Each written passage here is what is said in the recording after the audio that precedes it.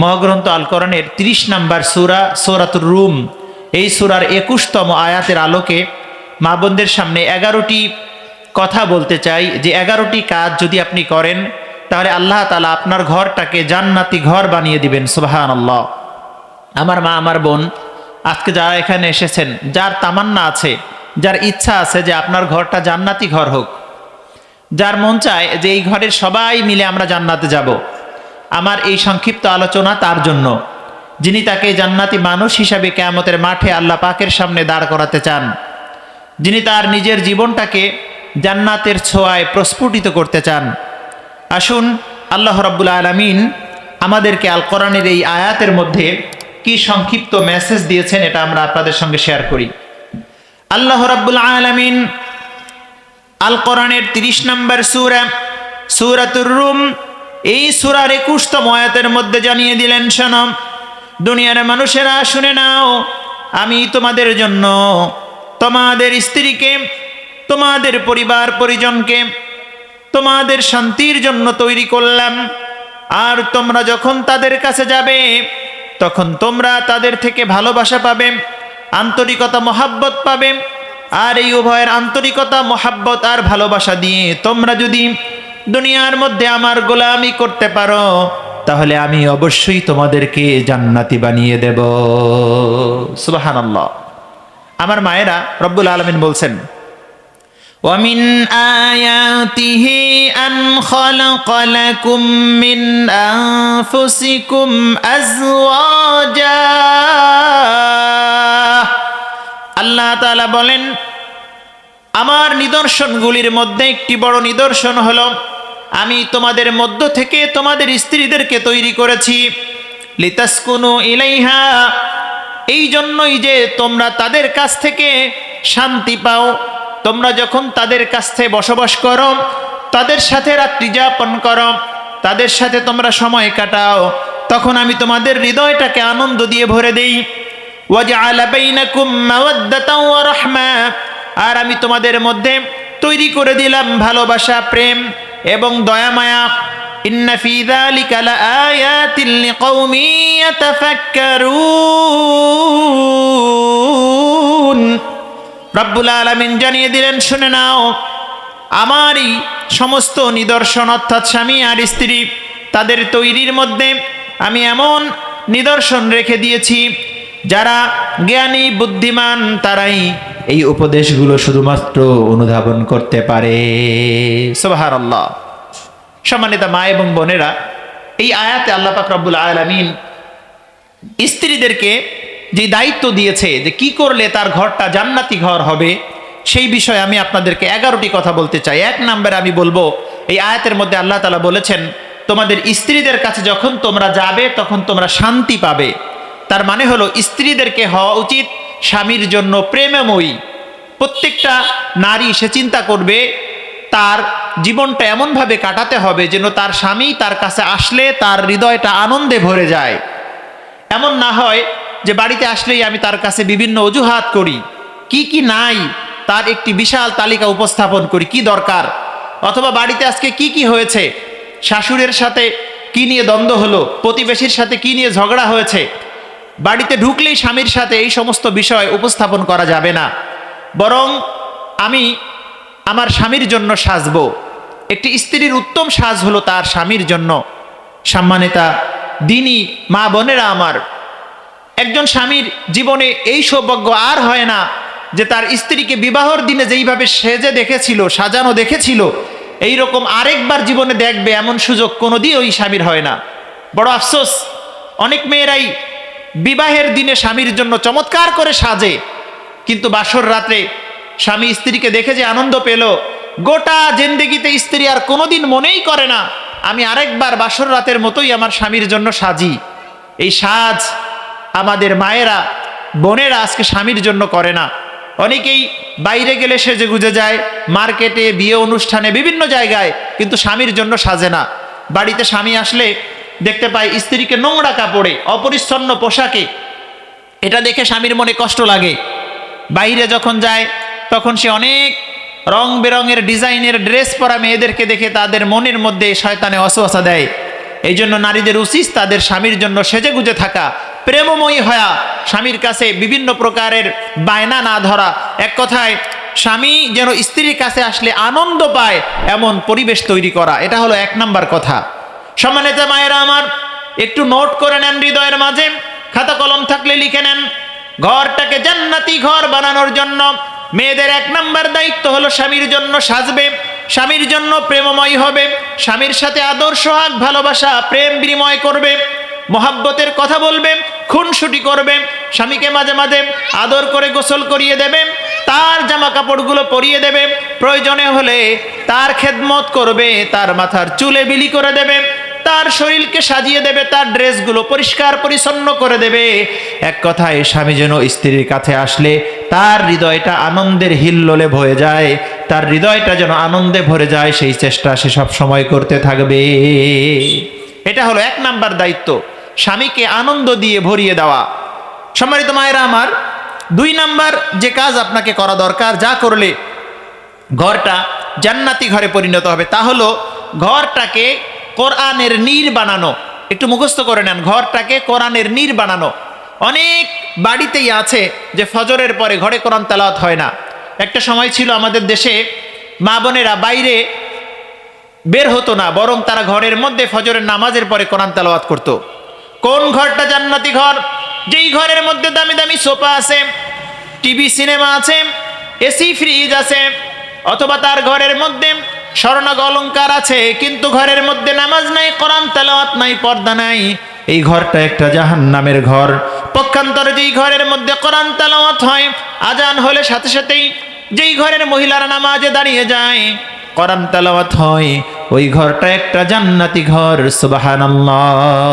2 number দায়িত্ব হলো ঘরটাকে কোরআনের নীড় বানানো। তার মানে হলো মায়েরা সকালবেলায় কোরআন পড়বে, সন্তানদেরকে কোরআন পড়াবে, তার বাড়ির সমস্ত সদস্যদেরকে সে বেশি বেশি কোরআন তেলাওয়াত করাবে, যেন ঘরের সকালটা হয় কোরআন দিয়ে, আবার সন্ধ্যা পেরিয়ে যখন রাত হবে তখনও যেন কোরআন তেলাওয়াতের মাধ্যমে তারা ঘুমাতে পারে। এটাই হবে একটা ঘরকে জান্নাতি ঘর বানানোর দ্বিতীয় কাজ। সম্মানিত মায়েরা আমার, 3 নাম্বারে আমি যে কথাটি বলতে চাই, ঘরটাকে যদি জান্নাতি ঘর বানাতে চান তাহলে 3 নাম্বারের দায়িত্ব হলো ঘরের মধ্যে পর্দার পরিবেশ তৈরি করা। অনেক বাড়ি আছে যেই বাড়িতে পর্দা চালু নাই, রাস্তা থেকে বাড়ির মহিলাদেরকে দেখা যায় গোসলের জায়গাটা ঘেরা নাই, অথবা মহিলারা বাইরে গেলে বেপর্দা হয়ে বাইরে যায়। আল্লাহ রাব্বুল আলামিন 33 নম্বর সূরা আহজাব, এই সূরার 33 নম্বর আয়াতে জানিয়ে দিলেন, ওয়াকারনা ফি বুয়ুতিকুন্না ওয়ালা তাবাররাজনা তাবাররুজাল জাহিলিয়াতিল উলা। রব্বুল আলামিন জানিয়ে দিলেন, ও দুনিয়ার নারীরা, তোমরা শুনে নাও, সাবধান সাবধান, তোমরা বাইরে বের হয় না। জাহেলি যুগে মেয়েরা যেমন পর্দাহীন হয়ে সেজে গুজে বেহায়ার মতো বাইরে যাইতো, সাবধান, তোমরা কখনো বেপর্দা হয়ে বাইরে যাবে না, তোমরা তোমাদের ঘরের মধ্যেই থাকবে। আর যদি কখনো বাইরে যেতেই হয়, ঘরের পরিবেশ তথা পর্দার পরিবেশ নিয়ে বোরকা পরে বাইরে যাবে। আল্লাহ রাব্বুল আলামিন সূরা আহজাবের মধ্যে তার নবীকে জানিয়ে দিলেন, হে নবী, আপনি আপনার স্ত্রীদেরকে বলে দিন, আপনি আপনার মেয়েদেরকে বলে দিন, সারা দুনিয়ার মেয়েদেরকে বলে দিন, তারা যেন বাইরে গেলে বুরকা পরে বের হয়। ইয়া আইয়ুহান নাবিয়্যু কুল লিআজওয়াজিকা ওয়া বানাতিকা ওয়া নিসাইল মুমিনিনা ইউদনিনা আলাইহিন্না মিন জালাবিবিহিন্না। আল্লাহু আকবার। আল্লাহ পাক জানিয়ে দিলেন, নারীরা তোমরা, হে নবী, আপনি আপনার মেয়েদেরকে বলে দিন, আপনার স্ত্রীদেরকে বলে দিন, গোটা দুনিয়ার মেয়েদেরকে বলে দিন, তারা যেন বাইরে গেলে অবশ্যই পর্দা করে যায়। আল্লাহু আকবার। আমার মা, 3 নম্বরে যে দায়িত্ব আপনার ঘরকে জান্নাতি ঘর করার জন্য, তা হলো অবশ্যই পর্দার পরিবেশ ঘরে রাখতে হবে এবং নিজে পর্দায় থাকতে হবে। 6 প্রকারের সাজ মেয়েদের জন্য হারাম। পাতলা ফিনফিনে কাপড় পরা, টাইট ফিটিং কাপড় পরা, পায়ের টাকনু বের করে কাপড় পরা, মাথার চুলের উপরে উটের কুজের মতো ভাঁজ করে চুলকে উঁচু করে পড়া, এরপরে বাইরে গেলে সেজে গুজে বাইরে যাওয়া, আর কোনো প্রকার আতর অথবা সুগন্ধি ব্যবহার করে বাইরে যাওয়া, এই 6টি সাজ মেয়েদের জন্য আল্লাহ পাকের রাসূল সাল্লাল্লাহু আলাইহি ওয়াসাল্লাম হারাম করে দিয়েছেন। এর সাথে আরেকটি যুক্ত করতে হবে, তা হলো কোনো নারী পুরুষের মতো পোশাক পরতে পারবে না। বিশ্ব নবী বলেছেন, আল্লাহ রাব্বুল আলামিন নারীদের জন্য হারাম করে দিয়েছেন এবং তার জন্য জান্নাত হারাম করে দিয়েছেন। যেই মহিলা পুরুষের পোশাক পরে, মুতাশাব্বিহিনা বিররিজালি মিনান নিসা, যেই নারী পুরুষের মতো ড্রেস পরে, পুরুষের মতো সাজগোজ করে, পুরুষের মতো চুল কাটে, পুরুষের মতো জুতা পরে, পুরুষের মতো কথা বলে, পুরুষদের সাথে মিশতে থাকে, এই নারীটা তার পরিবারের পুরুষদেরকে দায়ুস বানিয়ে ফেলে। নাউজুবিল্লাহ। এই 6টি সাজ হারাম। যে মা বোনেরা আলোচনা শুনলেন, আপনাদেরকে জান্নাতি পরিবেশের 3 নাম্বার কারণটি বললাম পর্দায় থাকার জন্য। 4 নাম্বার কাজ হলো সন্তানকে সৎ কাজের আদেশ করা, অসৎ কাজের নিষেধ করা। অনেক মায়েরা আছে সন্তানকে সৎ কাজের আদেশ করে না। বাবা সত্য কথা বলো, স্কুলে গিয়ে বন্ধুর কলম, বন্ধুর চিপস, আরেকজনের বই খাতা তোমার ব্যাগের মধ্যে নিয়ে আসবে না। মানুষের গাছের আম পেড়ে খাবে না, মানুষের গাছের ফুল ছিঁড়বে না, রাস্তায় চলতে গিয়ে তোমার কলার যেই অবশিষ্ট অংশ চামড়া থাকে এটা রাস্তার উপরে ফেলবে না, চিপস খেয়ে চিপসের প্যাকেটটা রাস্তার উপরে ফেলে দিও না, এইরকম। তারপরে যেখানে সেখানে থুতু ফেলবে না, দোতলা বিল্ডিং থেকে হাত ধুয়ে পানি ফেলবে না যেন রাস্তার উপরে মানুষের মাথার উপরে পড়ে। এই ধরনের আদব ব্যবহার নারীদের উচিত তাদের সন্তানদের শেখানো। সৎ কাজের আদেশ করা, অসৎ কাজের নিষেধ করা। আমার সন্তান তুমি চুরি করো না, তুমি খারাপ ব্যবহার করো না, বেয়াদবি করো না, বড়কে সম্মান করো, ছোটকে স্নেহ করো, এগুলো শেখানোর দরকার। বাগদাদে একবার এক ছেলেকে চুরি করার জন্য তার হাত কেটে দেওয়ার বিধান হলো। ওই ছেলে বলছে যে, বিচারক সাহেব, সম্মানিত জজ, আমার হাত কেটে দেওয়ার আগে আমার মাকে নিয়ে আসেন, আমার মায়ের জিহ্বাটা কেটে দেন। বিচারক বলছে কেন? এবার ওই ছেলে বলছে, কারণ আমি যখন ছোটবেলায় প্রথম আমার জীবনে চুরি করেছিলাম, আমার প্রতিবেশীর বাড়ি থেকে একটা ডিম চুরি করে এনে খেয়ে ফেলেছিলাম।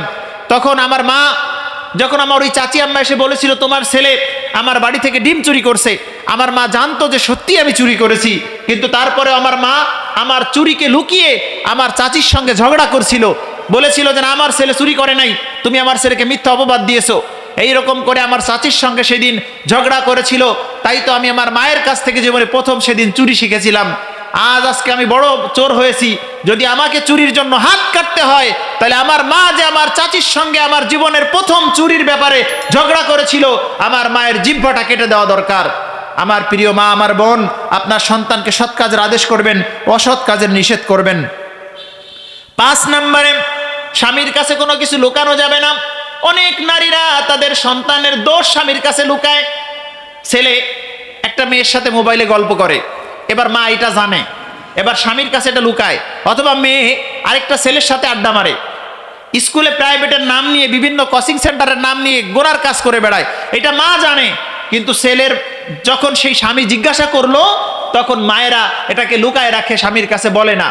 এই যে আপনি আপনার সন্তানের দোষ লুকিয়ে রাখলেন, আপনি তার জাহান্নামের পথ খুলে দিলেন। এই মা কিয়ামতের মাঠে আল্লাহর কাছে দায়ী হয়ে যাবে। এটি হলো 5 নাম্বার দায়িত্ব, স্বামীর কাছে সন্তানের দোষ লুকানো যাবে না। 6 নম্বরের দায়িত্ব হলো সন্তানকে দিন শিখাতে হবে। অর্থাৎ আপনি সন্তানকে নামাজ শিখাবেন, রোজা শিখাবেন, মাসলা মাসাইল শিখাবেন, মাদ্রাসায় পড়াবেন। আলহামদুলিল্লাহ, আজকে আমাদের সাদাতিয়া মাদ্রাসা আপনারা দেখলেন, আমাদের মাদ্রাসার সন্তানেরা কি চমৎকার করে আপনাদের সামনে বিভিন্ন বিষয় শিখালো। আজকে এরকম সন্তান যদি আমরা রেখে যেতে পারি, আমাদের মৃত্যুর পরেও আমাদের জন্য দোয়া করতে পারে। সারা পৃথিবীর সবগুলো সাগর আর নদীর পানি দিয়ে পিতামাতার কবরের আযাবকে নেভানো যায় না, কিন্তু সন্তান যদি মৃত্যুর পরে দুহাত তুলে দু চোখের পানিগুলো ফেলে দেয়, রব্বুল আলামিনের হাবিবের মাধ্যমে আমরা জানি তিনি বলেছেন, আওয়ালাদুন সালিহুন ইয়াদউ লাহু, নেককার সন্তান যদি দোয়া করে তার দোয়া রব্বুল আলামিন কবুল করে নেন। তাই তো আমাদের মৃত্যুর পরে সন্তান যেন আমাদের জন্য দোয়া করতে পারে, ছেলে থাকলে যেন জানাজার নামাজ পড়াতে পারে, এমন সন্তান তৈরি করা হলো মায়েদের 6 নাম্বার দায়িত্ব। দিন শেখাতে হবে। আমার মায়েরা, আপনার সন্তানকে, পরিবারকে জান্নাতি পরিবার বানানোর জন্য সন্তানকে দিন শিখাতে হবে। 7 নাম্বার, স্বামীর বন্ধু হওয়া দরকার। অনেক মহিলা আছে স্বামীর শাসক হয়ে গেছে, স্বামীর সাথে মেজাজ গরম করে ধমক দিয়ে কথা বলে, আবার বলে তুমি কিছুই বোঝো না, আমি প্রায় মজা করে বলি যে আমরা পুরুষরা কিচ্ছুই বুঝি না। ছোট্টবেলায় বাবা মারা ছেলেদেরকে বলে, পুরুষ ছেলেদেরকে বলে, বাবা তুমি কিচ্ছু বোঝো না। কিছুদিন পরে যখন বিয়ে করে তখন বৌতি বলে স্বামীরা কয় তুমি কিচ্ছুই বোঝো না। এরপরে যখন বুড়া হয়ে যায় তখন ছেলেমেয়েরা কয় আব্বা তুমি কিচ্ছুই বোঝো না। মানে আমরা পুরুষরা সারা জীবন কিছুই বুঝি না, আর সব বোঝে খালি মহিলারা। আমার মা, আমার বোন, সাবধান, স্বামীর সাথে এরকম আচরণ করবেন না। আপনি স্বামীকে সম্মান করবেন, স্বামীর বন্ধু হবেন, তার সুখ দুঃখের সাথী হবেন।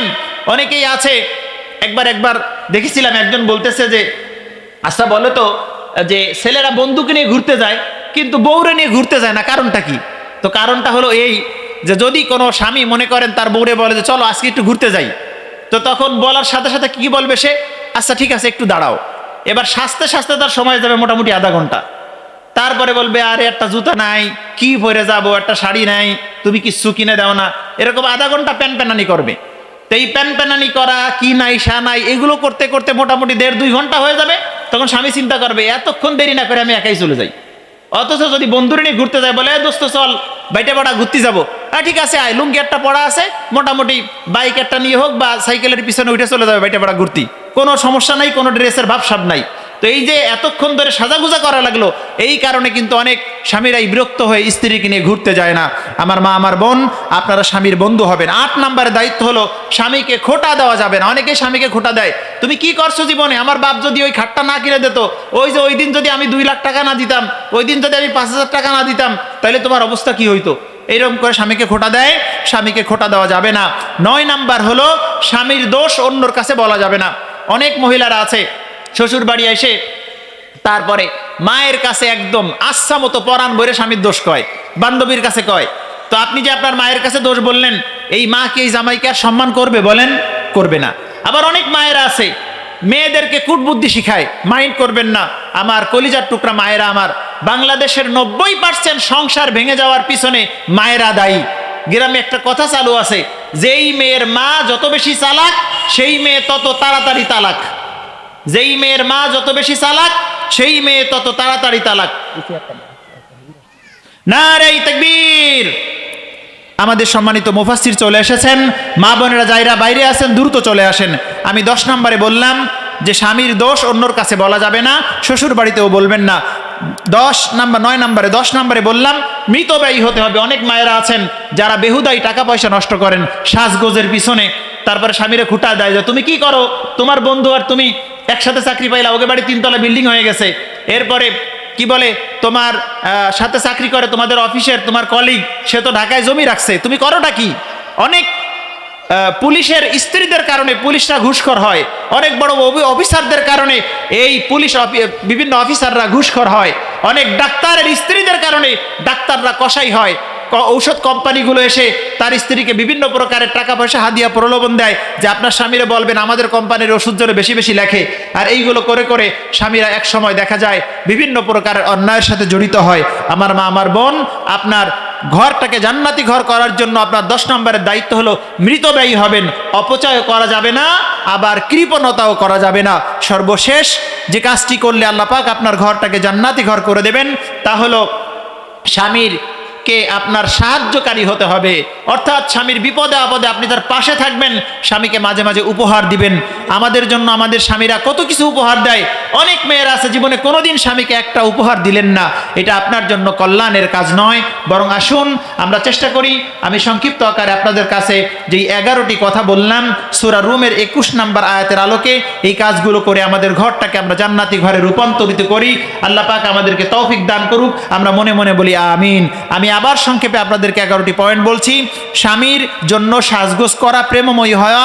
2 নম্বরে ঘরটাকে কোরআনুর নীর বানানো। 3 নম্বরে ঘরে পর্দার পরিবেশ তৈরি করা, নিজে পর্দায় থাকা। 4 নম্বরে সন্তানকে সৎ কাজের আদেশ করা, অসৎ কাজের নিষেধ করা। 5 নম্বরে স্বামীর কাছে সন্তানের দোষ লুকিয়ে না রাখা। 6 নম্বরে সন্তানকে দিন, কোরআন, হাদিস, ইসলাম, নামাজ, রোজা, পর্দা শেখানো। 7 নম্বরে স্বামীর বন্ধু হওয়া। 8 নম্বরে স্বামীকে খোটা না দেওয়া। 9 নম্বরে স্বামীর দোষ মায়ের কাছে বা অন্য কারো কাছে না বলা। 10 নম্বরে মৃতব্যয়ী হওয়া। 11 নম্বরে স্বামীর সাহায্যকারী হওয়া। আল্লাহ পাক রব্বুল আলামিন আজকের এই বড় হুজুরের মাহফিলে যারা এসেছেন আমাদের সকল মা বোনদেরকে এই গুণগুলো জীবনের সকল ক্ষেত্রে আমল করার তৌফিক দান করুন, আমরা বলি আমিন।